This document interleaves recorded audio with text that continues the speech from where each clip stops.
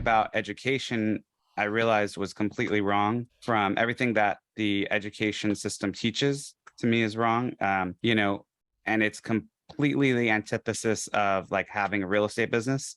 So they teach you to work hard. That's wrong. You should be working smart. They teach you to uh, save money, get out of debt. That's wrong. You should be leveraging your debt. They teach you to, get a good job. That's wrong. You should be building wealth. They teach you not to copy your peers. That's wrong. You should always look because success leaves clues. So you should always look at what other people are doing and what's working and just make it a little better. You don't need to recreate the wheel. Just make it turn maybe a little faster, a little smoother, or with a little less energy, right? So to me, the whole idea of being in the traditional education system was just horrible. So I'd already studied why people move, where they move, how cities grow.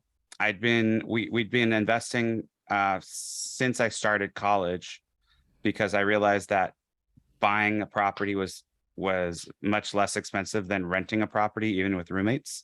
So what we did is we bought a property and then I rented the other bedrooms. And so in college, I worked full time, got straight A's, and didn't have to pay rent. So it was pretty great. But so I'd already done that. And I went, okay, I still want to help people. And real estate is largely the largest financial move that most people will make.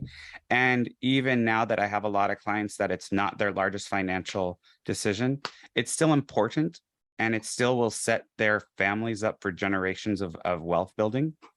Right. So what I did is I went and I said, okay, how can I combine all of the things that I actually enjoy doing into, a job or a career rather. And so what I did was I did want to work for myself, right? The big myth of everyone wants to work for themselves until they do it. Then they realize it's 10 times work. But so I immediately dropped what I was doing in college and my thesis work. And I dove headfirst into real estate. It was 2010. So that's when the last time everyone was screaming in the streets, running away from real estate, get out, run away. And, they say wherever everyone's running from, that's where you should be. So I went straight in headfirst and I never turned back. Right on. There's a lot to unpack there. Yeah, actually, there was a lot of things in there. Sorry. No, it's good. It's good. I actually didn't see us talking about education, but, I don't pretend to know much about education. I have friends. Our mom is a teacher. I mean, I think we talk about this enough to know. And again, I don't pretend to be knowledgeable about education itself, but I tend to agree with a handful of things you said. It's like sometimes the educational system is not teaching a handful of those things you discussed. Like debt can be good. Debt in the right way and the right leverage can be a really good tool. And I love what you said about following your friends or following people. Success does leave clues. And our business, Wild Oak Capital, was built on the shoulders of other people with a similar business. We just took, like you said, the cogs, added a little more grease, we think, and kind of took that model and ran with it, right? I mean, why even recreate something like syndication? It's already been laid out in front of you. So I love a handful of things you said. I didn't expect to go that direction, but I appreciate your words. And you mentioned the way that utilizing tools, and I think it's really interesting because even the knowledge that the tool exists, or even calling it a tool, I guess is the best way to describe it, right? Like debt, it's this big scary thing. It's not utilized as a tool. It's just like a knife or a hammer or any other tool. It can be used incredibly improperly, but as long as you know how to wield this tool, it's something that can be very, very efficient and can be useful in your life. It's just a matter of, to your point, the education of how do you utilize this tool? How do you safely utilize this tool? And how do you learn how to use that? So that's super interesting to me. And to be successful in real estate, that's the important thing, to understand the tools that we have in front of us. And debt is a very powerful tool, especially, debt is how wealthy don't pay.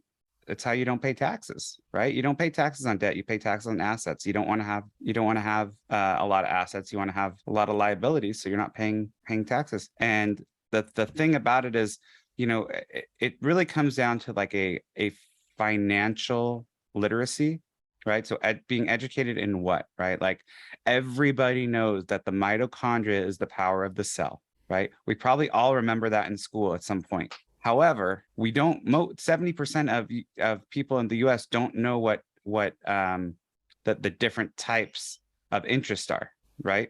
So they have no idea. And Einstein said that compound interest is the eighth wonder of the world. and that either you understand it and you earn it, or you don't and you pay it, right? So, I've never you heard know, that before. yeah, Einstein. So it's not like a new idea, obviously, but I've heard, people, I think yeah, I've heard that quote butchered before. I mean, I've heard him talking about compound interest being super powerful, but yeah, I mean, it's actually true. And interesting that you say that, because I think a lot of people don't really understand even their own debt structure on their own home. So if you just said, what is amortization to the average person? I think they say, I don't know. Well, right, how long is it amortized?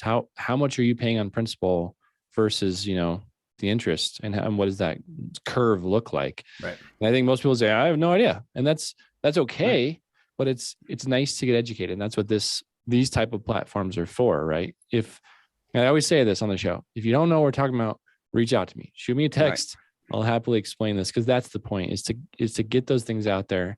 And they're super, super powerful to really understand debt, interest rates, amortization, all those things can really build wealth for your future. I'd put one more thing on that list, is a lot of people don't understand the value and the leverage that their retirement accounts can have as well. I think that's a big, big tool hanging from people's tool belts they don't even know exist.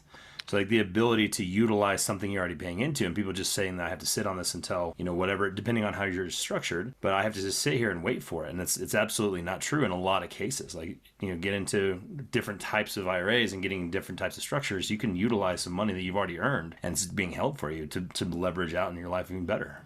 Absolutely. There's so many tools that people people think, well, I just don't have enough money to know that.